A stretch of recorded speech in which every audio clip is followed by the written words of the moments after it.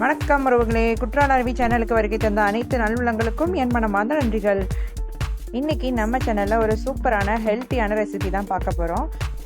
நல்லா மொறுன்னு வாழைப்பூ பிடிக்காதவங்க கூட விரும்பி கேட்டு சாப்பிட்ற மாதிரி சூப்பரான வாழைப்பூ வடை எப்படி செய்கிறதுன்னு தான் பார்க்க போகிறோம். நான் ஒரு சின்ன சைஸ் வாழைப்பூவை எடுத்து இந்த மாதிரி க்ளீன் பண்ணி வச்சுருக்கேன். வாழைப்பூ எப்படி க்ளீன் பண்ணுறதுன்னு நம்ம எல்லாருக்குமே தெரியும். இந்த மாதிரி க்ளீன் பண்ணி நல்லா கழுவி வச்சுருக்கிறேன். இப்போ இதை நம்ம கட் பண்ணியும் மிக்ஸி ஜாரில் சேர்த்துக்கலாம், இல்லைனா அப்படியும் மிக்ஸி ஜாரில் சேர்த்துக்கலாம். நம்ம எப்படினாலும் அரைக்கும் போது நம்மளுக்கு 1-2 தான் அரைக்கணும், அதனால் நம்ம முழுசாக சேர்த்துக்கிட்டாலே போதும். இப்போ வாழைப்பூவை இந்த மாதிரி அரைச்சி எடுத்துகிட்டு வந்துட்டேன். இப்போ 1-2 இந்த மாதிரி முழுசாக இருந்ததுன்னா அதை நம்ம தனியாக எடுத்து வச்சுக்கலாம். பருப்போடு சேர்த்து போட்டு அரைச்சிக்கலாம்.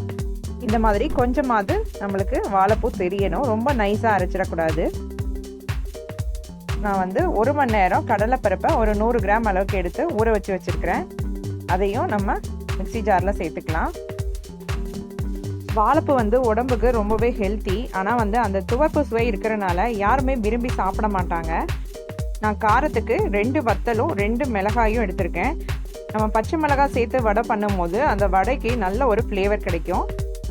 ஒரு 2 இன்ச் அளவுக்கு இஞ்சியை இந்த மாதிரி கட் பண்ணி சேர்த்துக்கிறேன். ஒரு 10 பல் பூண்டு சேர்த்துக்கிறேன். நம்ம கடலைப்பருப்பு சேர்த்துருக்கனால இஞ்சி பூண்டு கட்டாயமாக சேர்த்துக்கணும். 1 டீஸ்பூன் அளவுக்கு பெருஞ்சீரகம் சேர்த்துக்கிறேன். பெருங்காயம் கொஞ்சம் சேர்த்துக்கிறேன்.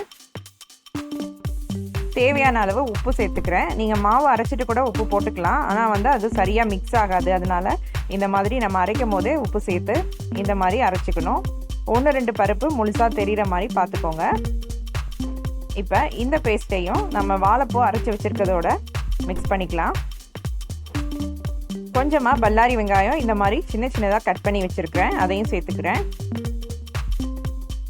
கொஞ்சமாக கொத்தமல்லியும் கருவேப்பிலையும் கட் பண்ணி வச்சுருக்கேன், அதையும் சேர்த்துக்கலாம். அவ்வளோதான். இப்போ இது எல்லாத்தையும் நல்லா மிக்ஸ் பண்ணிக்கலாம். வாழைப்பூ அரைக்கும் போதும் கடலைப்பருப்பு அரைக்கும் போதும் தண்ணியை நல்லா வடிச்சிட்டு அரைச்சிக்கோங்க. அரைக்கும் போது தண்ணி அதிகமாக இருந்தது அப்படின்னா நம்ம வடை போடும் போது நிறையா எண்ணெய் குடிச்சிடும். அதனால தண்ணி சேர்க்காம நல்லா ஃபில்ட்ரு பண்ணி எடுத்துட்டு அதுக்கப்புறமா நல்லா இந்த மாதிரி அரைச்சிட்டு மிக்ஸ் பண்ணிக்கோங்க. இப்போ உப்புலாம் கரெக்டாக இருக்கான்னு பார்த்துக்கோங்க. இப்போ இந்த மாதிரி ஒரு சின்ன சைஸ் பால் எடுத்துக்கோங்க.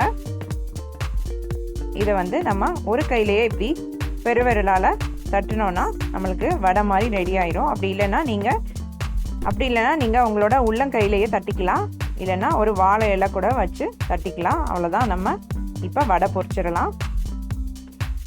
இப்போ தேவையான அளவு எண்ணெய் ஊற்றி சூடு பண்ணியாச்சு. எண்ணெய் நல்லா சூடானதும் ஸ்டவ்வை சிம்மில் வச்சுட்டு இந்த மாதிரி நம்ம தட்டின வடையை ஒன்றொன்னா உள்ளே சேர்த்துக்கலாம்.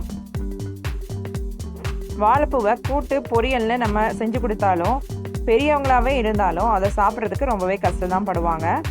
வாழைப்பூவில் இருக்க ஹெல்த் பெனிஃபிட்ஸ்க்காக வேணால் அதை கட்டாயப்படுத்தி சாப்பிட்டுக்கலாம். ஆனால் இந்த மாதிரி நம்ம வடை போட்டு கொடுத்தோன்னா குழந்தைங்கள்லேருந்து பெரியவங்க வரைக்கும் எல்லாருமே விரும்பி சாப்பிடுவாங்க. ஸ்டவ்வை நல்லா சிம்மில் வச்சுட்டு இந்த மாதிரி 2 சைடும் திருப்பி போட்டு வேக விட்டுக்கணும். வடையை உள்ளே போட்ட உடனே நீங்கள் கரண்டி போட்டுற வேணாம், அப்படி இல்லைன்னா வடை உதிர்ந்துடும். நல்லா வெந்து அது மேலே எழும்பினதுக்கு அப்புறமா இந்த மாதிரி கரண்டி வச்சு திருப்பி விட்டு 2 சைடும் நல்லா கிறிஸ்பியாக வேகிற அளவுக்கு பொறுமையாக பொரிச்சு எடுத்துக்கணும். இப்போ நம்ம ஃபஸ்ட்டு பேட்சில் சேர்த்த வடை எல்லாமே நல்லா கிறிஸ்பி ஆயிடுச்சு. இந்த அளவுக்கு வடை நல்லா மொறுன்னு வந்ததுக்கு அப்புறமா நம்ம வெளியே எடுத்துடலாம்.